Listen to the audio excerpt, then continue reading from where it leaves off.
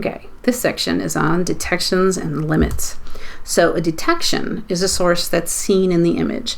Now, when I say seen in the image, I mean seen by the computer, which is going to cover a wider range of brightnesses than seen by your eye. But you can get into an image and adjust the color stretch or the color table in order to convince yourself that either the computer's right or the computer's wrong with what it's telling you it's seeing. So for our project, we have data over a very wide range of wavelengths.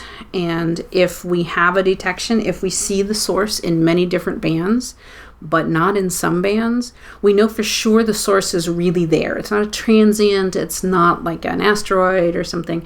If we see it in many bands, it's real. It's really there. But if we don't see it in some bands, we know that the true brightness of the source is too faint to appear in the images where it's missing. So what you do in that case is you look at the scatter, the noise level at that location. We know for a fact the source is really there. And when you look at the measured noise level at that location, then we know that the true brightness of the source must be fainter than whatever we're measuring at that location. Otherwise, we would have seen it. That's a limit.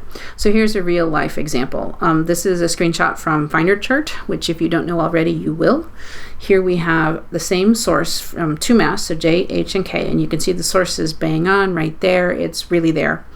It's there clearly, WISE 1 and WISE 2. I am much less confident that it's really there, WISE 3 and WISE 4.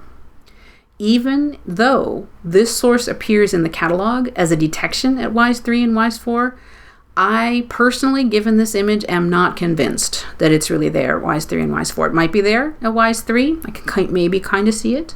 But I would have to get in and really play with the color stretch in order to convince myself that it was there. Or one of the things that I would most likely do is look at construct an SED for the source and look at where WISE 3 and WISE 4 appear. So if those points are consistent with the rest of the measurements we have of the SED, then we're good. It may very well be that those detections are completely ludicrous. They're completely bonkers, in which case I would change them into limits and move forward with the SED from there. It may be that these are all the measurements we have longer than 10 microns, and so that's all we got. Well, based on these images, I would say I don't think it's really there. So I would set those as limits for WISE 3 and WISE 4. So the main takeaway points here is that detections are a measure of brightness. Limits, in contrast, are a measure of the true brightness of this source must be fainter than this. Otherwise, we would have seen it in this band. It's more rare, but you can go the other way. You can say the source is saturated in our data, so we don't know how bright this thing really is, but it's brighter than the level at which our instrument saturates.